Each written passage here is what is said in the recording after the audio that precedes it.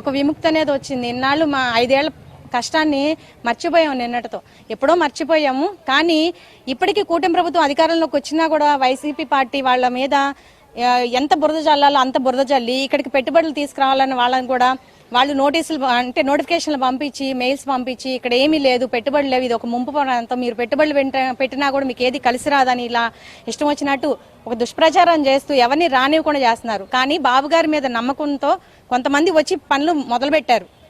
ఇలాంటి వాళ్ళకు కూడా నిన్న అనేది ఒక ఊపిరి పీల్చుకున్నంత పని అయింది. ఒక భయం లేకుండా ఒక భరోసా వచ్చింది. కాబట్టి తప్పనిసరిగా ఈ అమరావతి ఈ రోజు రేపు రాష్ట్రపతి ద్రౌపది ముర్ము గారి సంతకం కూడా పడితే ఇంకా భరోసా అనేది వచ్చి ఇక్కడికి పెట్టుబడులు వస్తాయి, మన బిడ్డల భవిష్యత్తు బాగుంటుంది, రాష్ట్రం కూడా అభివృద్ధి వదల ముందు ఉంటుంది.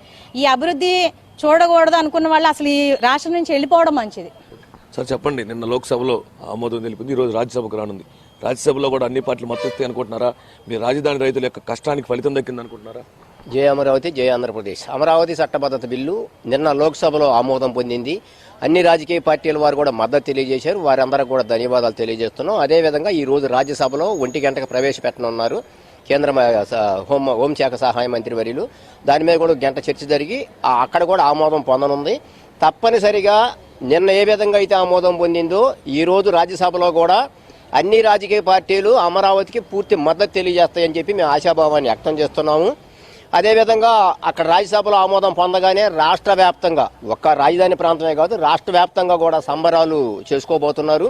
అదేవిధంగా సాయంత్రం నారా చంద్రబాబు నాయుడు గారు ఇప్పటికే పిలిపించారు. సాయంత్రం ప్రతి ఇంట్లో కూడా వెలుగులు నింపాలి, చీకట్లు తొలగిపోయి దీపాలు వెలిగించి చీకట్లు తొలగిపోయి వెలుగులు నింపాలని చెప్పి నారా చంద్రబాబు నాయుడు గారు ఇంతకుముందే పిలిపివ్వడం జరిగింది. అదేవిధంగా రాష్ట్ర వ్యాప్తంగా కూడా సంబరాలు అంబరాన్ని అంటే విధంగా కూడా జరగబోతున్నాయి.